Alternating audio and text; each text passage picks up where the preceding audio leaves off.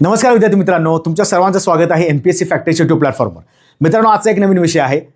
तुम्ही अभ्यास करताय, तुम्हाला बरोबरचे काही प्रश्न सुटतात, पण असे बरेचसे प्रश्न असतात ज्या तुम्हाला काही ठिकाणी लॉजिक वापरणं गरजेचं आहे. मग बऱ्याच वेळा काय होतं, प्रश्न सोडवत असताना एलिमिनेशन टेक्निक नावाचा शब्द आपल्याला खूप जास्त वेळा पाहायला मिळतो. हा शब्द काय आहे, याचा अर्थ काय आहे आणि परीक्षेला वापरायचं कसं हे आपण सविस्तर पाहणार आहोत. व्हिडिओ शेवटपर्यंत बघा. आणि जे विद्यार्थी सध्या घर बसला अभ्यास करत आहेत त्यांनी एमपीएससी फॅक्टरीच्या यूट्यूब प्लॅटफॉर्मचा परिपूर्ण फायदा करा. आपण दररोज 4 ते 5 तास फ्री लाईव्ह लेक्चर घेत असतो. त्याचबरोबर आपल्या महाराष्ट्र अकॅडमीच्या ॲपला सुद्धा लक्षात ठेवायचं, सगळ्यात महत्त्वाचं, आपण फ्री टेस्ट सुद्धा देत आहोत. आतापर्यंत 14 ते 15 टेस्ट अपलोड झालेल्या आहेत, त्या तुम्ही डाउनलोड करू शकता. आणि प्रत्येक विषयाची टेस्ट आपण दररोज अपलोड करत आहोत. त्याच वेळा उत्तर माहीत नसतं, पण उत्तर जरी माहिती नसेल बरोबरचं, तरी बाकीचे पर्याय कॅन्सल करून एक आपल्याला जवळचा ऑप्शन किंवा बरोबरचा ऑप्शन काढता येतो. म्हणून जे विद्यार्थी नवीन आहेत, जे आत्ताच त्यांनी सुरुवात केलेली आहे, अशा विद्यार्थ्यांनी हा व्हिडिओ बघणं लय गरजेचं आहे. परीक्षेसाठी सगळ्यात प्रभावी टेक्निक असणार आहे ती म्हणजे एलिमिनेशन टेक्निक. मग सगळे लोक अभ्यास करत आहेत, महाराष्ट्रामध्ये आता लाखो पोरं अभ्यास करत आहेत, पण ज्यांना आता पूर्वपरीक्षा क्रॅक करायची असेल, ज्यांना आता एक दर्जेदार परफॉर्मन्स द्यायचा असेल, त्यांना काही ठिकाणी हे सुद्धा वापरणं गरजेचं आहे. कारण जेव्हा आपण सगळा अभ्यास करतो, सगळंच आपल्या परीक्षेला येतं असं नाही. पण जे कधी कधी आउट ऑफ ट्रॅक प्रश्न असतात किंवा मध्यम किंवा अवघड स्वरूपातले प्रश्न असतात, त्यासाठी कुठेतरी तुम्ही एलिमिनेशन टेक्निक वापरू शकता. आणि म्हणून प्रश्नाच्या माध्यमातून ही सविस्तर आपण टेक्निक समजून घेणार आहोत. आता जे विद्यार्थी नवीन आहेत त्यांना अजूनही माहिती नसेल तर विजयपथ नावाची जबरदस्त बॅच आपण लॉन्च केलेली आहे. यामध्ये पूर्व आणि मुख्य अशा दोन्हीही परीक्षांची आपण तयारी करून घेत आहोत. यामध्ये दर्जेदार शिकवणी आहे. प्रत्येक विषयाला व्यवस्थित वेगवेगळी फॅकल्टी आहे, जी हुशार फॅकल्टी आहे, ज्यांना खूप जास्त गाडा अनुभव आहे. त्यामुळं सध्या महाराष्ट्रामध्ये गाजलेली बॅच ही म्हणजे विजयपथ बॅच आपल्या महाराष्ट्र अकॅडमीच्या ॲपला उपलब्ध आहे. जाऊन पाहू शकता. त्यामध्ये आपण सविस्तर लेक्चर्स कव्हर करत आहोत. आमच्यासोबत अभ्यास करायचा असेल तर तुम्ही बॅच घेऊ शकता. आता सगळ्यात महत्त्वाचं काय आहे ते म्हणजे एलिमिनेशन टेक्निक समजून घेणं. बरोबर. आता एलिमिनेशन टेक्निकचा अर्थ काय आहे, ती कधी वापरायची आणि सगळ्यात महत्त्वाचं त्याचे नियम काय आहेत.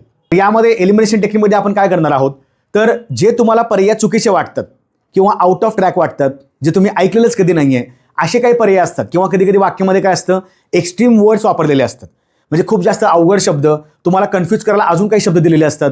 हे असे जे शब्द आहेत हे आपल्या पर्यायातनं काढावे लागतात. म्हणजे लक्षात ठेवायचं आहे, तुम्हाला एलिमिनेशनसाठी एक एक जो पर्याय दिसतोय तो तुम्हाला कट करावा लागेल. आता कट कसा करायचा, की जेव्हा तुम्हाला एखाद्या प्रश्नाचं उत्तर समजा माहीत नाही, समजा एक प्रश्न दिलेला आहे, 4 पर्याय आहेत. आता बरोबरचं उत्तर तुम्हाला लवकर मिळत नाही, पण तुम्हाला हे माहिती आहे की जो दुसरा पर्याय दिलेला आहे किंवा वेगळा पर्याय दिलेला असेल, तुम्ही त्याला कॅन्सल करू शकता. जेवढे तुम्ही कट करून जाल तेवढं तुम्ही जवळच्या पर्यायापर्यंत पोहोचाल. याचा अर्थ काय आहे, मान्य आहे की तुमच्याकडे वेळेचं पण अभाव आहे, कारण ही आपली फक्त 60 मिनिटाची परीक्षा आहे. पण महत्त्वाचं काय आहे, कमी वेळामध्ये सुद्धा आपल्याला चांगले मार्क्स काढता येतात आणि चांगलं टेक्निक वापरता येते. त्यासाठी खूप जास्त हे महत्त्वाचं आहे की एक जो काही पर्याय आहे तो आपल्याला रद्द करावा लागेल. त्याच्यानंतर जो पुढचा मुद्दा काय बघा, की जे तुम्हाला 4 पर्याय दिलेले असतात, आता त्याच्यामध्ये पण टेक्निक लक्षात ठेवायची. 4 पर्याय दिलेले असतील तर सगळ्यात महत्त्वाचं काय आहे, 1 आणि 2 जे पर्याय आहेत ते तुम्हाला समजा रद्द करता येतात. बऱ्याच वेळा असं असतं की 4 पर्यायामध्ये 2 पर्याय आपण कॅन्सल करतो. 2 पर्याय किंवा एखादा पर्याय जरी कॅन्सल केला तर लक्षात ठेवा 2 शिल्लक राहतात, समजा 2 किंवा 3 शिल्लक राहतात. त्यात थोडासा तुम्हाला अजून जास्त विचार करून लॉजिक वापरून शेवटी तुम्हाला उत्तर काढायचं आहे. म्हणजे बऱ्याच वेळा काय होतं, समजा इतिहासामधला एखादा प्रश्न आहे, भूगोलामधला प्रश्न आहे, राज्यशास्त्रामधला प्रश्न आहे, हे तुम्ही प्रश्न सॉल्व्ह करत असताना बऱ्याच वेळा 2 ऑप्शन कॅन्सल होण्यासारखे असतात. याला तुम्हाला पुन्हा अजिबात बघणं गरजेचं नाही. पण जे शिल्लकचे 2 ऑप्शन आहेत त्यात थोडं तुम्हाला लॉजिक लावावं लागेल. आणि जेव्हा तुमचे 50% ऑप्शन कटतात, रद्द होतात, तेव्हा तो तुम्हाला प्रश्न 100% अटेम्प्टच करायचा आहे. कारण जर आपण प्रोबॅबिलिटी बघितली तर लक्षात ठेवायचं, जेव्हा तुमच्याकडे 2 पर्याय शिल्लक आहे, यातलं तुमचं जे उत्तर लागेल, फॉर एक्झाम्पल समजा तुम्ही 6 ते 7 प्रश्न असे ठेवले की ज्यांच्याकडे 2 पर्याय शिल्लक आहेत, शक्यतो अशा प्रश्नांचा तुम्हाला 100% तो अटेम्प्ट करावाच लागेल. त्याचं कारण काय आहे, जरी समजा 6-7 प्रश्न असतील, आपले 3-4 किंवा 2-3 आरामात बरोबर येणार आहेत. मग जरी मी असं म्हणलं की 2 बरोबर आले किंवा 3 बरोबर आले आणि 3 जरी चुकले समजा, तरीही आपल्याकडे पॉझिटिव्ह मार्क राहतात. 3 बरोबर आले, 3 चुकले, तरीही माझे पॉईंट 75 वजा झाले, म्हणजे ॲटलिस्ट माझ्याकडे 2.25 मार्क शिल्लक आहे. मग हे कधी वापरायचं, जेव्हा तुम्ही एका दुसरा पर्याय कॅन्सल करायला लागलाय, अशावेळी तुम्हाला हे वापरणं गरजेचं आहे. आणि आयोग पण काय करतं, बऱ्याच वेळा तुम्हाला असे प्रश्न मुद्दाम टाकले जातात. खूप जास्त आकडेवारी असेल, खूप जास्त तारखा असतील, तर अशावेळी स्वतः आयोगाचं असं म्हणणं असतं की बाबा हे तुम्हाला जमावं, आणि ते जमावं म्हणून ते काय करतात, शक्यतो एखादा दुसरा ऑप्शन इझिली कॅन्सल करता येईल असं टाकतात. त्यामुळं व्यवस्थित तुमचा प्रत्येक प्रश्न वाचणं गरजेचं आहे. अंदाज लावणं is equal to elimination technique नाही. बरेचसे विद्यार्थी जेव्हा परीक्षेला जातात त्यांना असं वाटतं की हा माझा अंदाज आहे किंवा मला असं वाटतं की हे बरोबर आहे, हे मला वाटते असं करत करत तुमचे भरपूर प्रश्न चुकत असतील. म्हणून तुम्हाला भरपूर जास्त प्रश्नाचा सराव करावा लागेल. त्यासाठी एकमेव सध्या गोष्ट आहे ते म्हणजे आयोगाचे PYQ. आयोगाचे PYQ सुद्धा आपण महाराष्ट्र अकॅडमीच्या ॲपला टाकलेले आहेत फ्री स्टडी मटेरियलमध्ये, ते सुद्धा पाहू शकता. आणि ज्यांना विषयाची भीती आहे, समजा एखाद्या विद्यार्थ्याला वाटते की सर मला भूगोल जमत नाही आहे, मला राज्यशास्त्र जमत नाही आहे, त्यांना सुद्धा त्या विषयाच्या टेस्ट सॉल्व्ह करण्याला हरकत नाही. ते सुद्धा आपण फ्री टेस्ट देत आहोत. प्रत्येक विषयाची आपल्याकडे टेस्ट आहे. मग ते इतिहास आहे, भूगोल आहे, राज्यशास्त्र आहे, विज्ञान सकट सगळं आहे. लक्षात. त्यामुळे त्याची जास्त प्रॅक्टिस करा, सराव जास्त करा. बऱ्याच वेळा 5-6 विषयापैकी 1-2 विषय चांगले वाटतात, चांगलंच अजून करून घ्यायचं. जे मध्यम अवघड आहे त्याला थोडासा वेळ द्या, त्यातलं काय तुम्हाला जमते अजून बघा. ठीक आहे. तर अंदाज लावणं हे is not equal to elimination. बरेच विद्यार्थी अंदाज लावतात की हे बरोबर आहे, बहुतेक हे वाटते आणि चुकून आपण काय करतो, असा पर्याय निवडतो जो मुळातच चुकीचा आहे. आणि असं बऱ्याचशा जणांच्या बाबतीत होत असतं. म्हणून लक्षात ठेवा की जेव्हा तुम्ही ह्या गोष्टी वापरता त्या इम्प्लिमेंट करा. आता जे विद्यार्थी सिरियसली लेक्चर बघतायत, महाराष्ट्र अकॅडमीला जा, तुम्हाला मी तिथं फोल्डरमध्ये केले बघा फ्री टेस्ट. विजयपथ बॅचमध्ये फ्री टेस्ट सर्व विद्यार्थ्यांसाठी सर्व विषय त्याच्यात दिलेले आहेत. डाउनलोड करा, एक्सपोर्ट करा, त्याची प्रिंट काढा आणि दररोज न चुकता एक गोष्ट हातातनं जाऊ दे. तुम्हाला अजिबात त्याचा त्रास होणार नाही. तुम्हाला खूप जास्त सरावानं तुमचे मार्क्स वाढतील, लक्षात ठेवायचं. ठीक आहे. ब्लाइंड गेस अजिबात करू नका. मला वाटतं की याचं उत्तर ते आहे. 200, मी वारंवार सांगतो, 100 ते 200% जेव्हा तुम्हाला खरं वाटतं की बरोबरच आहे, अशा वेळीच तुम्हाला तो पर्याय निवडायचा आहे. मग समजा तुम्हाला 100 प्रश्न दिलेले आहेत आयोगानं तुमच्या परीक्षेला. आता 100 पैकीचे समजा मला 30च बरोबर येतात, म्हणजे माझे 30 मार्क माझ्या हातचे झाले. मग वरचं काय, 30 तर कट ऑफ लागणार नाही आहे, मला एक्स्ट्रा अजून मार्क घ्यावे लागतील. मग तुम्हाला एलिमिनेशन टेक्निक वापरायचे. असे प्रश्न बघायचे ज्यामध्ये 2 पर्याय कटतात, एखादा पर्याय कटतो, त्याला थोडंसं अजून लॉजिक लावलं, अजून वेळ दिला तर तुम्ही जवळच्या पर्यायापर्यंत जाऊ शकता. आलं लक्षात. एलिमिनेशन टेक्निक म्हणजेच 2 चुकीचे असतील तर 2 शिल्लक राहतात. बरोबर. 2 चुकीचे आहेत, तुम्ही साईडला काढले, 2 शिल्लक राहतात, त्याच्यावर जास्त विचार करा. त्याच्यामध्ये काय असंच ना की कीवर्ड्स आहेत का बघा, काही दडलेल्या काही गोष्टी आहेत का बघा. बऱ्याच वेळा असं वाटतं की हे चुकीचंच आहे आणि आपल्या बरोबर पण येतं. तुम्ही साधा विचार करा की जेव्हा तुम्ही 100 प्रश्न सोडवणार आहात तर तुम्हाला सगळंच येणं पॉसिबल नाही. प्रत्येकाला प्रत्येक विषय जमतोय असा नाही. जो चांगला जमतो तो तुम्हाला अजून चांगला करून त्याची चांगले पर्याय निवडायचे, म्हणजे बरोबरची उत्तरं निवडायचे. जो अवघड वाटतो, जसं की विज्ञान थोडासा अवघड वाटतो, गणित बुद्धिमत्ता बऱ्यापैकी अवघड किंवा मध्यम असेल, पण वेळेचा प्रॉब्लेम जास्त असतो. वेळ जास्त असता तर गणित बुद्धिमत्तेला 20 पैकी सगळ्यांना 18च्या वरती असते, पण वेळ तेवढा मॅनेज होत नाही. विज्ञानाला समजून घ्यावं लागतं. बऱ्याच ठिकाणी पॉलिटिक्सचे क्वेश्चन सुद्धा अंडरस्टँडिंग करावे लागतात. अर्थशास्त्र चालू घडामोडी पण आहे. मग अशा ठिकाणी काय करायचं, 2-2 ऑप्शन थोडे कॅन्सल करण्याचा प्रयत्न करा. त्याच्यानंतर एलिमिनेशन म्हणजे लॉजिक बेस्ड गेसिंग. एलिमिनेशन करायचं असेल तर मला सांगा, साधी गोष्ट आहे, जेव्हा तुम्ही 2 पर्याय काढणार तुमचं लॉजिक लागलं पाहिजे ना, की बाबा हे 2 पर्याय मी जे काढतोय हे माझ्या अजिबात वाचनात नाहीत, किंवा असे जे 2 पर्याय आहेत जे काहीतरी वेगळंच सांगतायत, ज्यामध्ये काहीतरी वेगळ्या शब्दांचा काही वापर केलेला आहे. मग याचा अर्थ काय की तुम्ही जेव्हा हे सोडवत असता तुम्ही इम्प्लिमेंट करून बघा. आता तुम्ही ज्या टेस्ट सोडवणार आहात त्यामध्ये हे वापरून बघा. बऱ्याच वेळा आपल्या त्या वापरण्यामध्ये सुद्धा काही चांगल्या गोष्टी समजल्या तर ते आपण एक्झामला सुद्धा वापरू शकतो. म्हणून जेवढं तुम्हाला जमेल आत्ता सराव करून घ्या. एक्झामला तुमचा सराव नसणार आहे. एक्झाम ही शेवटचा पिक्चर असणार आहे. आता तुमचा काय असेल ट्रेलर करून घ्या. म्हणून वारंवार सांगतोय की जेवढ्या टेस्ट आपल्याकडे आहे त्याचा फायदा करून घ्या, वारंवार सोडवा. त्याच्यामध्ये आपण उत्तरासहित सुद्धा देत आहोत. अलग लक्षात. आणि सगळ्यात महत्त्वाचं MPSC गाईड नावाचं आपलं पुस्तक आहे जे मार्केटला लॉन्च झालेलं आहे. तलाठीसोबत जी इतर पद आहेत, तलाठी आहे, लिपिक आहे, RTO सुद्धा, AMVIच्या 461 जागा आहेत, त्यांना पूर्वपरीक्षा क्रॅक करणं महत्त्वाचं आहे. त्यासाठी वेगळा कट ऑफ लागणार त्यांना. इतर सगळ्या संवर्गाला 1 कट ऑफ लागणार आणि AMVIवाल्यांना वेगळा कट ऑफ लागणार पूर्वपरीक्षेचा. मग त्यांनी गाफील राहू नका, कारण तुमची ॲड दरवर्षी नाही आहे. यावर्षी असेल तर तुटून पडा, काही करा, पण चांगला अभ्यास करा. ठीक आहे. याची सॅम्पल PDF कॉपी आपल्या टेलिग्राम चॅनलला सुद्धा उपलब्ध आहे, तुम्हाला मी लिंकमध्ये सुद्धा टाकतो. पण सगळ्यात महत्त्वाचं, यामध्ये आपण GS सगळे विषय कव्हर केलेले आहेत, ते सुद्धा MPSC पॅटर्ननुसार. म्हणजे आम्हाला येते म्हणून नाही, MPSCची डिमांड काय आहे, आयोग काय म्हणतं, चला याच्यावर प्रश्न आहेत ते आम्ही कव्हर केलेले. बरं, मग तेच प्रश्न रिपीट होणार का? तेच प्रश्न रिपीट होण्यापेक्षा त्याच संदर्भातले प्रश्न रिपीट जास्त होतं. म्हणजे मी जर म्हटलं समाजसुधारक, आता समाजसुधारक तर बाबा 100-150 आहेत, पण जे आयोगाला वारंवार आवडणारे आहेत त्यांच्यावर जास्त जो काही त्यांचा एक भर असतो ते तुम्हाला करावेच लागतील. आणि हे सगळं त्या पुस्तकामध्ये आपण सविस्तर मांडलेलं आहे. त्यामुळं सध्या ॲमेझॉनला बेस्ट सेलर आहे, पाहू शकता. जवळच्या बुक स्टॉलला जा, तिथं सुद्धा विचारा. नसेल तर सगळ्यात बेस्ट ॲमेझॉनला डिलिव्हरी येते. 549ची किंमत आहे, बिंदास्त घेऊ शकता. चांगलं वाटलं तर बिंदास्त घ्या, काय हरकत नाही. ओके. मग त्याच्यानंतर जेव्हा आपण अजून काही महत्त्वाच्या काही गोष्टी आपण बघणार आहोत, ते म्हणजे प्रश्न सोडवताना 3 लेवल तुम्ही करा. बघा, 3 लेवलच्या शक्यतो आपल्या प्रश्नांची लेवल असतात. सगळ्यात महत्त्वाचं काही आहे, असे प्रश्न आहेत, जसं की मगाशी मी म्हणलं, असे प्रश्न आहेत जे तुम्हाला 100% माहिती आहे. समजा मी असं म्हणलं की मराठी पहिलं वृत्तपत्र कोणतं आहे, तर ते समजा मी म्हणलं की चला दर्पण आहे, बाळशास्त्री जांभेकर. क्लिअर? हे तुमच्यापासून कुणीही तुम्हाला चुकवू शकत नाही. हे तुम्हाला माहिती आहे की तुम्हाला येतच. मग समाजसुधारक असेल, काही महत्त्वाच्या क्रांतिकारक चळवळी असतील, काही महत्त्वाची कलमं असतील घटनात्मक वगैरे पदांची, काही महत्त्वाचं अर्थशास्त्रामधील काही महत्त्वाच्या घडामोडी असतील, तुम्ही असं काय अभ्यास करायला लागलाय की जे तुम्हाला जर त्याच्यावर प्रश्न आलाच तर तो तुम्हाला 100% जमला पाहिजे. समजा आता फॉर एक्झाम्पल नीती आयोग चर्चेमध्ये सलग 2 महिन्यामध्ये 2 नियुक्त्या प्रमुख झालेल्या आहेत. एक महिन्याभरापूर्वी, काही दिवसापूर्वी म्हणा त्याला, की काय त्यांचं नीती आयोगाचे उपाध्यक्ष व्हाईस चेअरमन म्हणून कोणाची नियुक्ती झाली, तर त्याचं नाव आहे कोण, अशोक कुमार लाहिरी. आणि आता नुकतंच नीती आयोगाचे CEO म्हणून, चीफ एक्झिक्युटिव्ह ऑफिसर म्हणजे मुख्य कार्यकारी अधिकारी म्हणून अनुराग जैन यांची नियुक्ती झालेली आहे. मग तुम्हाला याच्यावर जर प्रश्न विचारला, याचा अर्थ काय, तुम्हाला नीती आयोग करूनच जावं लागेल. त्याच्यावर PYQ प्रश्न आहेत. नीती आयोगाचा फुल फॉर्म विचारला होता, नीती आयोगाची स्थापना विचारलेली आहे. मग तुमचं काम काय आहे, नीती आयोग सगळा कंटेंट कव्हर केला. आता समजा पुढच्या परीक्षेला नीती आयोगाला प्रश्न आलाच, तुम्ही तो चुकणार आहात का? म्हणजे असे काही घटक आहेत जे मला 100% माहिती आहे. कुणी मारामारी होऊ दे, कुणी काही करू दे, माझं ते चुकणारच नाही, 100% बरोबरच येणार आहे. दुसरा लेवल काय असते प्रश्नांची, 50% माहिती आहे, 50% माहिती नाही. म्हणजेच काय, मी 2 ऑप्शन कॅन्सल करू शकतो. बरोबर?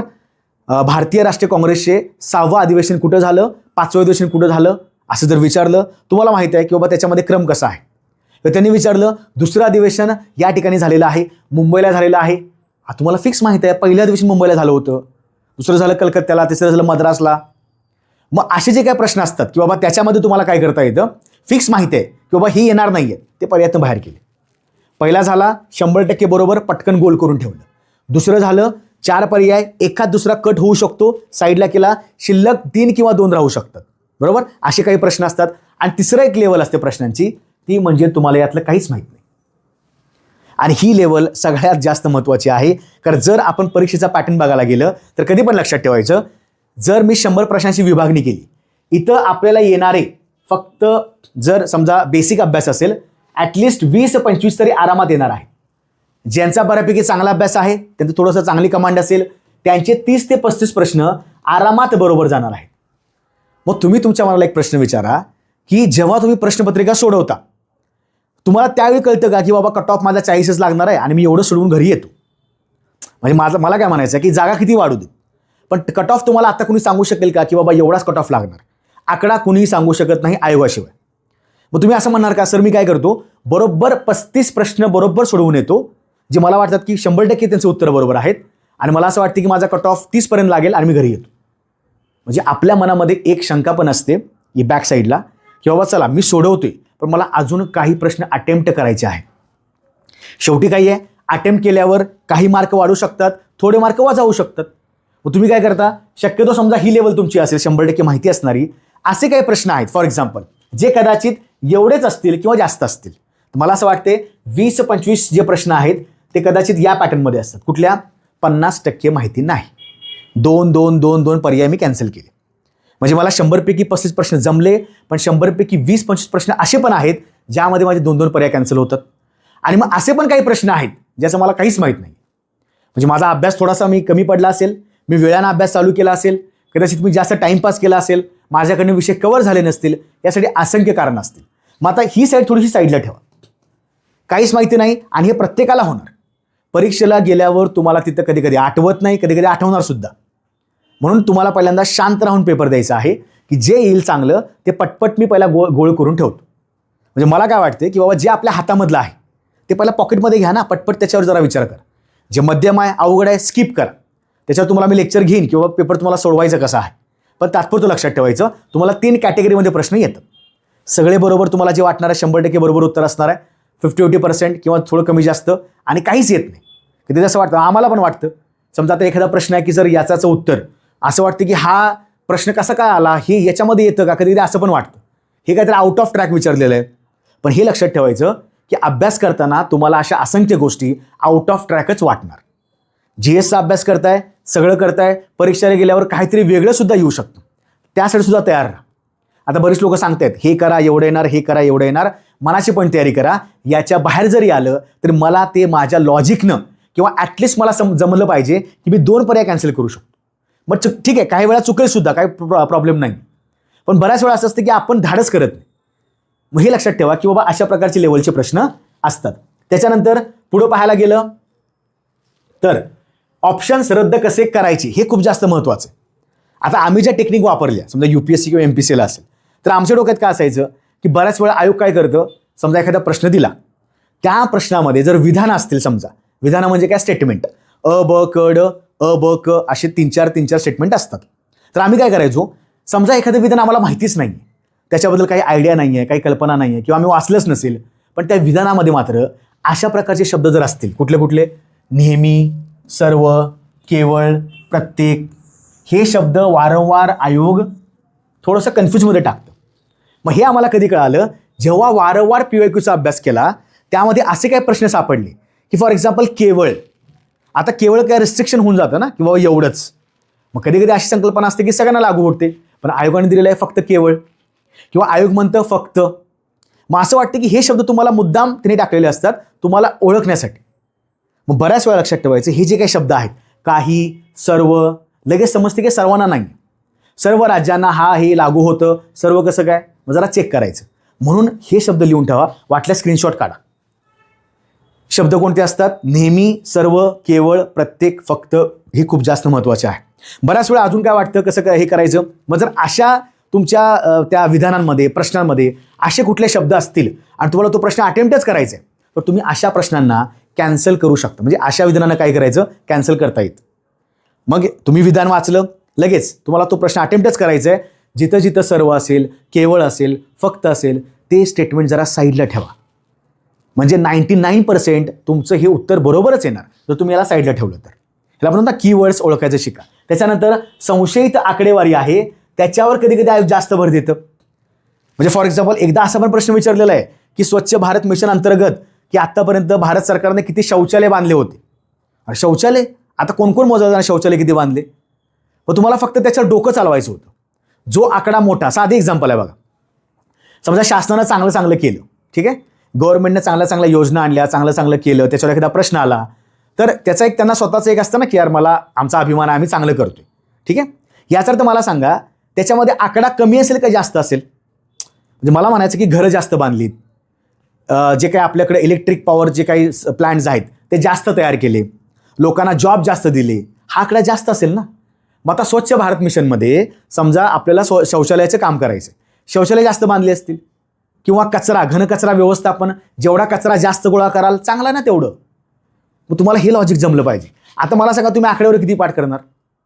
मग कधी कधी आयोग काय करतं की त्या आकडेवारीला एवढा भर देतं, मग डोकं काय लावायचं, जेवढी जास्त मोठी आकडेवारी असेल, जर त्यांनी प्रयत्न चांगला केला असेल, त्यांच्याकडनं योजना त्यांना चांगली वाटत असेल, अशा वेळी आकडे चांगले घ्यायचे. मग घरं बांधलीत, आकडा मोठा, चांगले शौचालय बांधले, आकडा मोठा. हे सुद्धा प्रश्न विचारतात. मी तुम्हाला फक्त सांगतोय की बाबा चला तुमचा एक अंडरस्टँडिंगचा पॅटर्न पाहिजे. मग जरी समजा आकडेवारी आली, थोडंसं संकुचित वृत्तीनं बघायचं की यार हे थोडंसं वेगळं वाटते. त्यानंतर तिसरा सगळ्यात महत्त्वाचा, एक्स्ट्रीम वर्ड्सवर जास्त भर द्या. शक्यतो याच प्रकारचे, किंवा बऱ्याच वेळा तुम्ही प्रश्नपत्रिका सोडताना तुम्हाला समजतं बघा की प्रश्नांचा पॅटर्न काय आहे, अयोग्य आहे, योग्य आहे, बरोबर नाही, बरोबर आहे, अचूक आहे, अजूनसुद्धा विद्यार्थ्यांना ते समजत नाही. म्हणून एलिमिनेशन टेक्निक सगळे वापरू शकतात, पण जर तुम्हाला बेसिक प्रश्नाचं अंडरस्टँडिंग होत नसेल तर एलिमिनेशन नाही करता येणार. मला सांगा, तुम्ही एका 4थीच्या विद्यार्थ्याला MPSC पेपर द्या आणि त्याला म्हणा की एलिमिनेशन टेक्निक वापरून 2 पर्याय कॅन्सल कर, तो कसं काय 2 पर्याय कॅन्सल करेल. तेच जर एखाद्या विद्यार्थ्यानं 2 महिने अभ्यास केलेला आहे, 3 महिने अभ्यास केलेला आहे, जर त्याला मी सांगितलं किंवा तू काय कर, एलिमिनेशन टेक्निकनं कॅन्सल कर, त्याला ॲटलिस्ट 4 पर्यायापैकी 1 पर्याय तरी आरामात जमणार, कारण त्यानं तसा अभ्यास केलेला आहे. मग ज्यानं मन लावून अभ्यास केला आहे, ज्यानं सिरियसली अभ्यास केला आहे, त्याला कळणार की 4 पैकी 2 पर्याय येत नाहीत, मी त्या 2 पर्यायाकडे शिफ्ट होतो. तुमचा वेळ वाचणार आणि तुम्हाला त्यातनं अगेन लॉजिक लावलं, बरोबरचं उत्तर पण निघणार. हां, हे सगळ्या प्रश्नांना होऊ शकत नाही. जे महत्त्वाचे आहेत त्याला तर 100% वापरा. आपण शेवटी सुद्धा प्रश्न घेतलेले आहेत. आयोगाच्या या प्रश्नामध्ये म्हणजे एलिमिनेशन टेक्निक वापरायचं कुठं हा एक खूप जास्त मोठा प्रश्न आहे.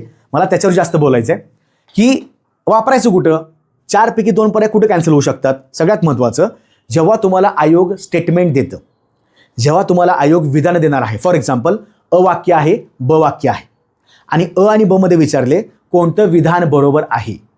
आता मला सांगा त्याच्यामध्ये पर्याय कुठले असणार. समजा 2 स्टेटमेंट आहेत, अ आणि ब, आणि खाली पर्याय आहेत दोन्ही बरोबर, अ किंवा ब बरोबर, इकडे असणार फक्त अ बरोबर, इकडे असेल कदाचित फक्त ब घेऊया आपण, इकडे असेल दोन्हीही बरोबर आणि एक असेल दोन्हीही नाही, म्हणजे दोन्ही बरोबर नाही. आता थोडंसं लॉजिक लावा. जर समजा अ आणि ब स्टेटमेंट असेल, आता अ आणि ब स्टेटमेंटला तुम्हाला कळालं की बाबा याच्यात 2 स्टेटमेंट मला एक माहिती आहे. समजा एखाद्याला वाटतं की सर मला अ माहिती आहे, तो काय करणार, त्याला वाटतं की सर मला फिक्स माहिती आहे की अ बरोबर आहे. जरी त्याला दोघापैकी एक स्टेटमेंट बरोबर वाटलं, तुमच्या 4 पर्यायापैकी 2 पर्याय आरामात कॅन्सल होतात. मी काय सांगतो लक्षात तुमच्या आलं. समजा अ आणि ब स्टेटमेंट आहेत आणि त्या 2 स्टेटमेंटपैकी तुम्हाला एक जरी माहिती असेल, बघा जर मला अ माहिती आहे, मी काय करणार ब ऑप्शन गेला आणि दोन्ही नाही गेला, कारण यातले एक तरी बरोबर आहे ना. राहिले कुठले पर्याय, हा किंवा हा. जर मला वाटलं की शक्यतो ब बरोबर आहे, मग हा ऑप्शन गेला बरोबर, हा ऑप्शन गेला आणि हा सुद्धा ऑप्शन गेला, कारण मला वरती चेक करायला लागेल. म्हणजे याचा अर्थ काय आहे की तुम्हाला जेव्हा 2 स्टेटमेंट दिली जातात, आणि मी तर वारंवार सांगतो विधानांचा अभ्यास करा, स्टेटमेंटचा अभ्यास करा. आयोगाचं काय म्हणणं आहे बघा.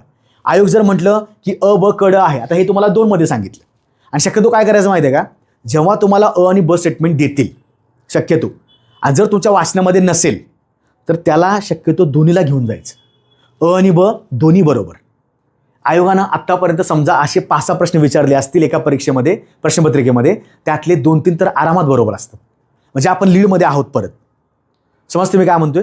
अ आणि ब चा अभ्यास चांगला करा. जेव्हा जेव्हा आता इथून पुढे लक्षात ठेवायचं, हे तुमचा फायदा तुम्हाला कधी घेणार आहे, जेव्हा तुम्ही प्रश्नपत्रिका सोडवत असताना, जेव्हा तुम्ही याचा इम्प्लिमेंट कराल तेव्हा तुम्हाला फायदा होणार.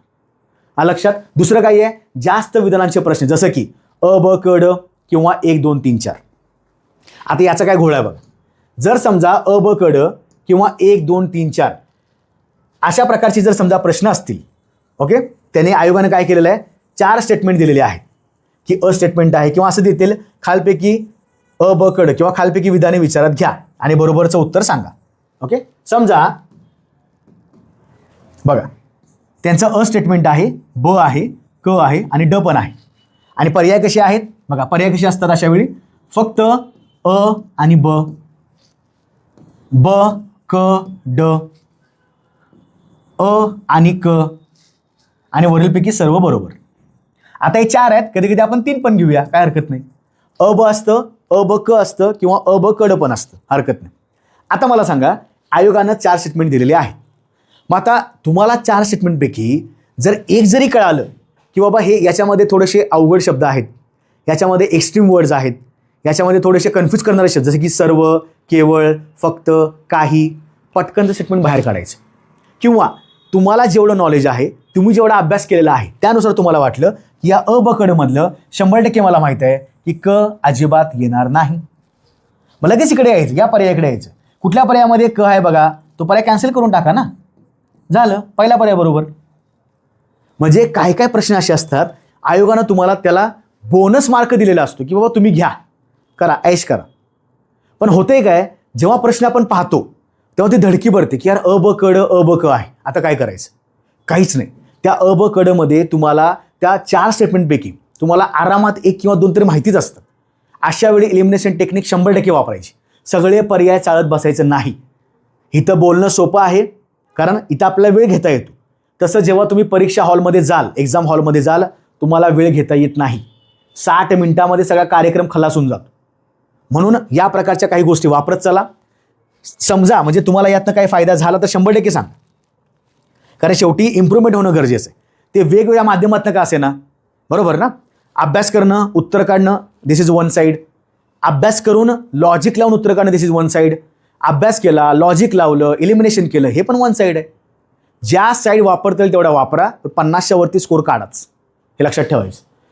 आणि सगळ्यात शेवटचा नियम तो म्हणजे प्रश्न सोडवताना काय करायचं.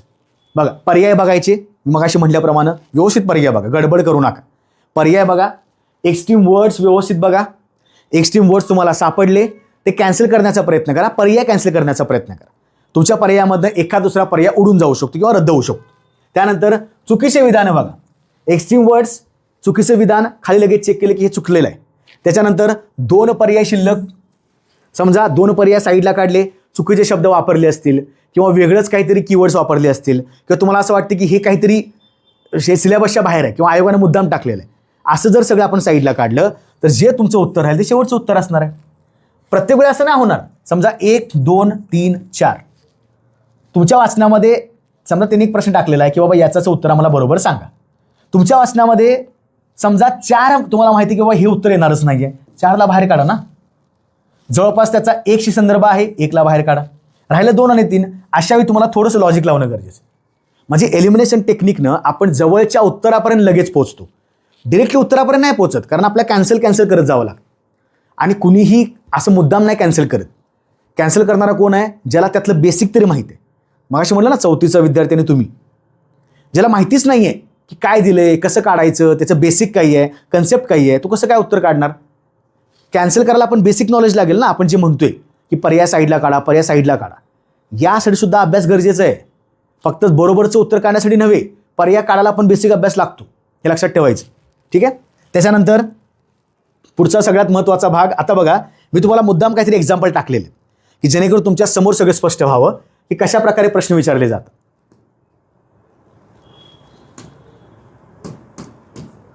ओके. आता बघा, 2011च्या जनगणनेनुसार देशातील लोकसंख्येची घनता डॅश डॅश आहे.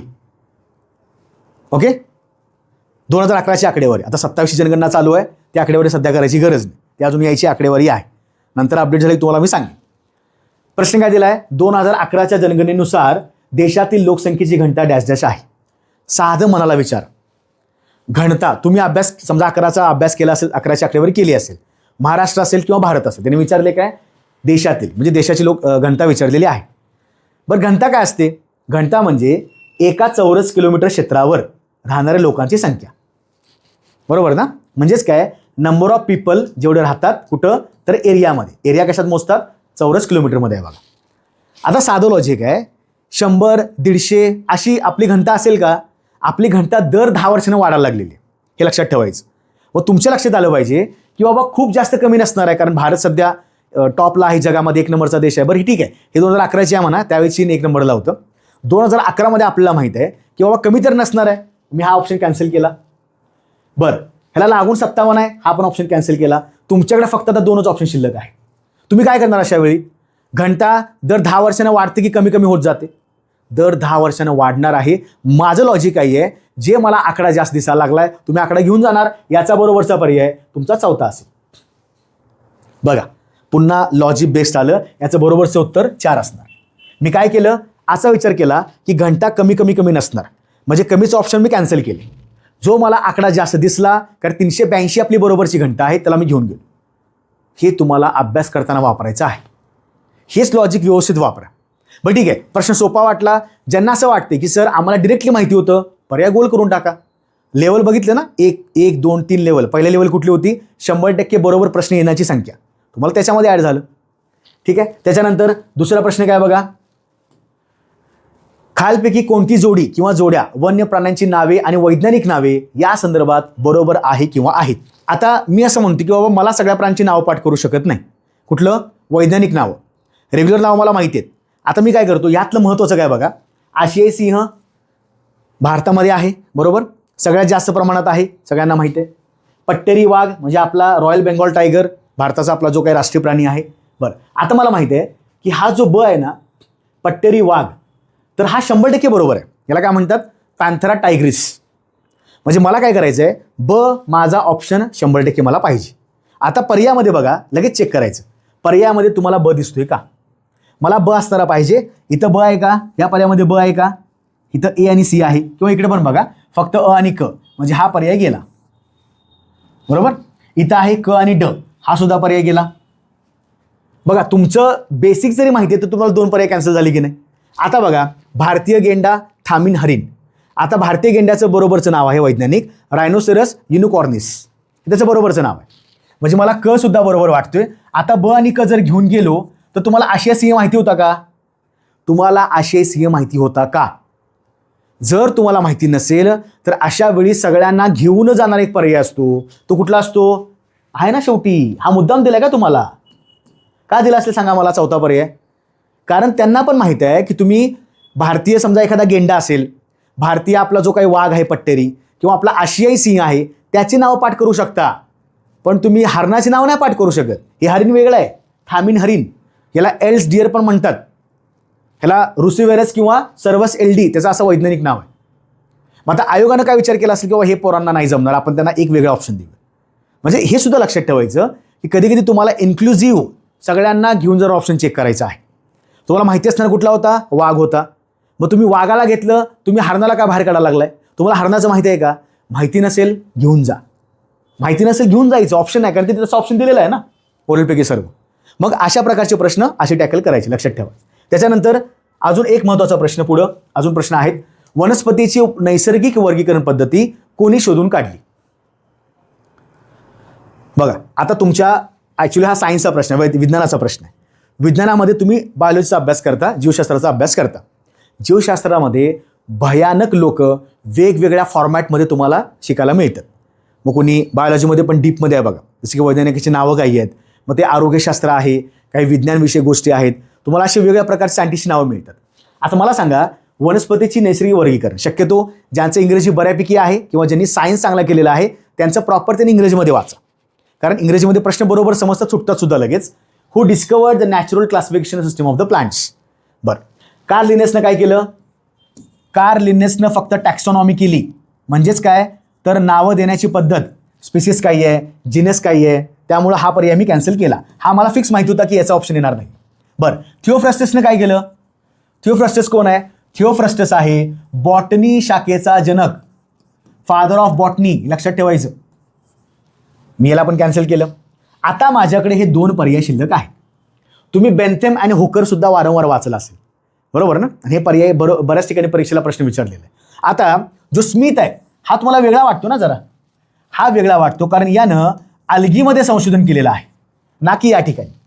आणि जेव्हा वनस्पतीची जी काही वर्गीकरण पद्धत शोधून काढली त्यामध्ये दोन जण व्यक्ती कोण होते? ते म्हणजे बेंथम आणि हुकर. पर्याय क्रमांक दुसरा. बघा मी काय केलं, मला माहिती आहे बघा, म्हणून म्हटलं ना की एलिमिनेशन करायला सुद्धा बेसिक नॉलेज गरजेचं आहे. उत्तर काढा, तुम्ही थंबनेलचं नाव वाचलं असेल, उत्तर काढा, ते असं करा तसं करा, त्यासाठी बेसिक तुम्हाला नॉलेज माहिती पाहिजे, हे सुद्धा लक्षात ठेवायचं. प्रत्येक विषयाचा आपण एक एक प्रश्न घेणार आहोत, ठीक आहे. त्याच्यानंतर पुढं काय आहे? खालपैकी कोणते कोलेस्ट्रॉल हे चांगले कोलेस्ट्रॉल म्हणून ओळखले जाते? चांगलं कोलेस्ट्रॉल त्याला आपण काय म्हणणार? गुड कोलेस्ट्रॉल, बरोबर. आता गुड कुठलं असतं? कधी पण लक्षात ठेवायचं, जे LDL असतं आणि जे HDL असतं, ह्या दोन तुम्हाला कन्फ्यूज करायला दिलेलं आहे त्यांनी. मला सांगा हा कुठला पर्याय येईल का त्याच्यामध्ये? हा पर्याय कॅन्सल झाला. बरं, VLDL हे कॅन्सल. मला फक्त या दोनमध्येच बघायचं आहे, कारण आयोगाने याच्यावर सुद्धा PYQ मध्ये भरपूर प्रश्न विचारलेले आहेत. आता बघा कसं ओळखायचं. ओके, याचा फुल फॉर्म काय आहे? Low density lipoprotein, high density lipoprotein. जेव्हा डेन्सिटी हाय असते, ज्यामध्ये फॅट असतात, प्रोटीन्स मिक्सअप झालेले असतात, तेव्हा ते क्लिअर करायला इझी पडतं. क्लिअर करणं इझी पडतं, कधी कधी आपण कन्झ्युमर करू शकतो. लक्षात ठेवायचं, जे HDL आहेत, जे HDL आहेत ते गुड असतात आणि जे LDL आहेत ते बॅड असतात. लो डेन्सिटी हालतच नाही, थांबतात तिथंच. मग ते तिथंच थांबले फॅट की अगेन ब्लॉकेज तयार होतात, बरोबर ना? रक्तवाहिन्यांना पुन्हा जास्तीत जास्त प्रेशर यायला लागतं. मग HDL म्हणलं की गुड लक्षात ठेवायचं, LDL म्हणलं की बॅड लक्षात ठेवायचं. पण मी काय केलं, मला फिक्स माहिती होतं की असलं VLDL वगैरे असलं काही येत नाही. म्हणजे माझ्या बेसिक अंडरस्टँडिंगला मी दोन पर्याय कॅन्सल केले आणि बरोबरचा मी पर्याय निवडला. आलं लक्षात? ठीक आहे. त्याच्यानंतर पुढचा काय आहे? खालील वर्णनावरून व्यक्ती ओळखा. आता ही जी घटना आहे ही त्यावेळी तुम्हाला दिली होती, कारण त्यावेळी ती चर्चेमधली व्यक्ती होती. असं नसतं की बाबा प्रत्येक वेळी जुनी व्यक्ती विचारणार. 2013 त्यांनी प्रथम माया चित्रपटात काम केले. ग्रॅमी पुरस्काराकरिता नामांकन मिळवलेल्या पहिल्या भारतीय गायिका आहेत. त्यांना नुकतंच, बघा लक्ष द्या, नुकतंच म्हणलं की लता मंगेशकर, शांता आपटे येणार नाहीत. लता मंगेशकर यांना महाराष्ट्र भूषण देऊन लय वर्ष झाली, खूप आधी, म्हणजे 2000च्या आतच दिला गेलेला आहे. त्यानंतर माय चित्रपट म्हणलं की यांनी लता मंगेशकर यांनी सुद्धा काय पिक्चरात एखादा काम केलेलं आहे सुरुवातीच्या काळात, एका दुसऱ्या पिक्चरात काम केलं असेल. आता मला सांगा, जर आपण संगीत क्षेत्राचा विचार केला, तुम्हाला कृष्णा कल्ले कोण आहेत माहीत आहे? तुम्हाला शांता आपटे माहिती नाहीत, ठीक आहे, माहिती नसेल तर हरकत नाही. तुम्हाला आत्ता माहिती आहे का? नाही. माझ्याकडे फक्त 2 ऑप्शन शिल्लक राहतात. आता नुकतंच म्हणजे काय, हा त्यावेळेचा प्रश्न होता जो मला वाटते 22-23ला विचारला असेल. त्याने काय केलं, नुकतंच म्हणजे 21 सालचा त्यांना पुरस्कार भेटला आणि आशा भोसले आहे, ज्याचं आता नुकतंच निधन झालं. म्हणजे बघा, चर्चेतील व्यक्तिमत्वामध्ये कसे प्रश्न असतात. जर एखाद्या व्यक्तीला महत्त्वाचा पुरस्कार मिळाला, तो चर्चेमध्ये आला. जर एखाद्या व्यक्तीला आंतरराष्ट्रीय मानांकन मिळालं, चांगलं नाव झालं, चर्चेमध्ये आला. जर एखादी व्यक्ती दुःखद त्याच्यामध्ये निधन झालं किंवा त्यांना खूप जास्त काही वाईट त्यांच्या काळात झालं, ते सुद्धा प्रश्न विचारले जातात. मग तुम्ही पाहिलं असेल, कस्तुरीरंगन प्रश्न विचारला, MS स्वामीनाथन सर प्रश्न विचारला. मग जेव्हा जेव्हा अशा काही दुःखद घटना घडतात, पण ती व्यक्ती महान असते, त्याच्यावर एखादा प्रश्न येणार असतो. हे लक्षात ठेवायचं, ठीक आहे. देन त्यानंतर कोणत्या केंद्रीय मंत्रालयाने MyCGHS मोबाईल ॲप्लिकेशन लॉन्च केले? आता इथं लक्ष द्या, सगळ्यात महत्त्वाचं. तुम्हाला फुल फॉर्म माहिती आहे? नाही. फुल फॉर्म माहिती आहे का? CGHS काय आहे माहिती आहे तुम्हाला? नाही. बरं, पर्यायामध्ये बघा, शिक्षण, आरोग्य, पर्यटन आणि सांस्कृतिक. मग मला सांगा, जर मी प्रत्येक मंत्रालयाचं इनिशियल पकडलं, समजा एज्युकेशनचं पकडलं E, हेल्थचं पकडलं H, tourism T, culture C. आता बघा, या तुमच्या या पूर्ण या ॲकोलेट म्हणजे लहानशा एका भागामध्ये काय विचारले? HSCGHS. बरं, याच्यामध्ये मला कळालं की H नावाचं काहीतरी आहे आणि C नावाचं काहीतरी आहे. म्हणजेच काय, मी E आणि T ऑप्शन कॅन्सल केले. कुठले ऑप्शन कॅन्सल केले? शिक्षण आणि पर्यटन कॅन्सल झालं. आता शिल्लक काय राहिलं? 2 ऑप्शन. आता अजून एक थोडासा विचार करा. MyCGHS. जर समजा मी सुरुवातीला समजा वापरलं कल्चर, मग पुढचं काय आलं पाहिजे? Gचं काय? गव्हर्नमेंट. पुढचं Hचं काय? हेल्थ. मग असा विचार करा की सुरुवातीला शक्यतो नॅशनल, सेंट्रल, बरोबर ना, शब्द असे असतात, इंटरनॅशनल वगैरे. आता CGचं काय असणार? कदाचित सेंट्रल गव्हर्नमेंट. बरं, मग Hचं काय असणार? हेल्थ असेल. मग Sचं काय असेल? शेवटी आपण म्हणतो ना सिस्टीम, स्कीम. हे लक्षात ठेवायचं. तुम्ही याच्यावरनं काढू शकला असता की जो नंतरचा भाग असतो त्यामध्ये आपल्याला बरोबर त्या ठिकाणी इनिशियल मॅच झाला असता. यामध्ये H फॉर हेल्थ आहे, म्हणजे पर्याय क्रमांक 2, आरोग्य मंत्रालय. किती अवघड आहे? बरं, मी असंही म्हणतो की बाबा हे ठीक आहे, आमचा अभ्यास एवढा आहे म्हणून हे करू शकता. पण तुम्हाला मी आत्ताच एक थोडं ट्रेन करायला लागलो की जरी परीक्षेला अशा प्रकारचे प्रश्न आले तर तुम्ही माघार घ्यायची नाही, थोडंसं लॉजिक लावा. सगळ्यांना अभ्यास करून सगळे प्रश्न सुटत नसतात, हे लक्षात ठेवायचं. बरेच प्रश्न असे आहेत की जे तुम्हाला थोडंसं काहीतरी लॉजिक लावून तुम्हाला करावं लागेल. भारतात संसद आणि राज्य विधानमंडळाच्या निवडणुका _द्वारे आयोजित केल्या जातात. किती प्रश्न अवघड आहे सांगा? प्रश्न अवघड आहे का? प्रश्न अवघड आहे का? काय विचारले? संसद आणि राज्य विधिमंडळ. अरे, निवडणुका ऑर्गनाईज करायला आर्टिकल 324 सांगतेच ना. मग तुम्हाला एक तर 100% हा प्रश्न येणार लेवलमधल्या. बिनधास्त ऑप्शन कुठला मारायचा? तर इलेक्शन कमिशन ऑफ इंडिया, 4था ऑप्शन. असू देत की राज्य विधान, असं नाही आहे की राज्य विधानमंडळ म्हणले की लगेच राज्याचं झालं पाहिजे, नाही. लोकसभा आणि विधानसभेच्या निवडणुका भारतीय म्हणजे जे काय आपला केंद्रीय निवडणूक आयोग आहे ते घेत असतो. आणि ज्या राज्यामधल्या असतात, फॉर एक्झाम्पल कुठल्या, तर तुमच्या पंचायती राजमधल्या, शहरीमधल्या, म्युन्सिपाल्टी वगैरे जे काय असेल, हा राज्य निवडणूक आयोग घेत असतो. मग कन्फ्यूज करायचं नाही. हे 2 ऑप्शन तुमच्या येणार आहेत का इकडं? त्याला हाकलूनच काढायला लागतील ना, ते ऑप्शन तुमचे बरोबरच नाही आहेत, ठीक आहे. त्याच्यानंतर अजून कुठला महत्त्वाचा प्रश्न वाटतो या ठिकाणी? बघा इथं मॅच द फॉलोइंगचे प्रश्न 100% अटेम्प्ट करून जायचंच. मॅच द फॉलोइंगचे प्रश्न 100% अटेम्प्टच करायचे. का सांगतो तुम्हाला मी? 2 पर्याय आरामात कॅन्सल होण्यासारखे असतात किंवा 3 पण कॅन्सल होतात. बघा, तुम्हाला बेस्ट कुठलं माहीत आहे? तुम्हाला यातलं बेस्ट कुठलं माहीत आहे? चला, कुणाला माहिती असेल, नागझिरा म्हणलं की गोंदिया आलं पाहिजे, त्यांनी मुद्दाम 4 किल्ला आहे बघा सगळ्या ठिकाणी. पण मालडोक म्हणलं की सोलापूर आलं पाहिजे, ठीक आहे. सीला पण 3 केले. आता बघा, तुम्ही जर सीला 3 पकडलं तर हे 2 पर्याय कॅन्सल होऊन जातात. कुठला गेला? 2 कॅन्सल झाला आणि 4 कॅन्सल झाला. राहिला कुठला पर्याय? 3 आणि 1, बरोबर. इकडे 4 आहे, इकडे पण 3 आहे, इकडं सेमच आहे. आता विचार करा, यावल कुठं आहे बरं? यावल जळगावमध्ये आहे ना, म्हणजे बीचा पहिला गेला. आता बीला पहिला कुठला आहे? 2 4 कॅन्सल केले, 2 आणि 4 ओके कॅन्सल. बघा असं खोडावं लागतं, लक्षात राहत नाही. बरं बीला पहिला कुठं आहे, बीला पहिला आहे पहिल्यामध्ये, म्हणजे तुमचा बरोबरचा पहिला कुठला आला, पहिला. मग राहिलं काय, तानसा. तानसा कुठं आहे, ठाणे. तानसा भातसा तिकडचं आपलं. ठीक आहे. मग लक्षात ठेवायचं की जोड्या जुळवामध्ये तुमचे 2 ऑप्शन आरामात क्लिअर होतात. त्यामुळे तो प्रश्न 100% सोडवायचा. ठीक आहे. त्याच्यानंतर अगेन एक जोड्याजुळवाचा महत्त्वाचा प्रश्न आहे, तो म्हणजे हा वाला. ठीक आहे. शेवटचा प्रश्न बघा. आता हा तुमचा अर्थशास्त्रावरला आहे, पण तुम्ही लॉजिक सुद्धा लावून सोडवू शकला असता. योग्य जोडा जुळवा. देशातील द्वितीय क्रमांकाचा कृषीप्रधान उद्योग. बघा इथे तुम्ही एकदा हे व्यवस्थित बघून घ्यायचं. मला एक साधं लॉजिक सांगा, नवीन तंत्रज्ञान तुम्ही कुठे वापर करणार, साखर, लोह स्टील, सुती की वाहन. टेक्नॉलॉजी कुठे जास्त येते, ऑटोमोबाईलमध्ये येते ना. याचा अर्थ वाहनामध्ये येणार. म्हणजे काय, ह्या डीला मला 4 लागलं पाहिजे. डीला 4 लागलं, डीला 4 आहे म्हणजे चौथा पर्याय गेला. 3 ठिकाणी डीला 4 आहे. बरोबर. बघा मी हे खाट का करतोय, माझ्या नजरेतनंच ते साईडला जात, मला पुन्हा पुन्हा बघायची गरज नाही. आता 3 पर्याय शिल्लक राहिले. देशातील सर्वात जुना कुठला उद्योग आहे संघटित, काय माहित आहे. ठीक आहे. जलद औद्योगिकरणास कारणीभूत ठरणारा उद्योग. जलद औद्योगिकरणास कुठला उद्योग असतो, कुठला आहे, लोह आणि स्टील. म्हणजे मला सीला 2 लागलं. सीला 2 एकाच ठिकाणी आहे बघा, एकाच ठिकाणी पर्याय क्रमांक 3. मग राहिला कुठला, देशातील द्वितीय क्रमांकाचा कृषीप्रधान उद्योग कुठला आहे, साखर उद्योग आहे. आणि देशातील सर्वात जुना ब्रिटिश आल्यापासून सर्वात जुना कुठला आहे, सुते आहे ना, कपडा. लक्षात ठेवायचं. असे प्रश्न आपल्याला इझिली सॉल्व्ह करता येतात. आणि म्हणून माझं पहिल्यापासून तुम्हाला एक म्हणणं आहे की बाबा अभ्यास करत असताना तुम्ही ह्या गोष्टी क्लिअर करत चाला की एलिमिनेशन टेक्निक वापरणं एवढी सोपी नाही. त्यासाठी तुम्हाला आधी बेसिक स्टडी करावं लागेल. 2 पर्याय काढणं एवढी मोठी गोष्ट नाही आहे, पण कधी तुमचा बेसिक स्टडी झाला असेल तर. म्हणून लेक्चर जास्तीत जास्त लोकांपर्यंत शेअर करा. तुम्हाला यातलं काही गोष्ट कळाली नक्की मला सांगा. तुम्ही वापरसुद्धा करून घ्या. असं नाही की हे फक्त आपल्याला समजूनच घ्यायचं आहे, वापर करा. काही वेळा काही गोष्टी आपण वापरल्या की आपलं दडपण कमी होतं. असं वाटतं की सरांनी सांगितलं जमले म्हणजे आपण हे एक्झामला सुद्धा वापरू शकतो.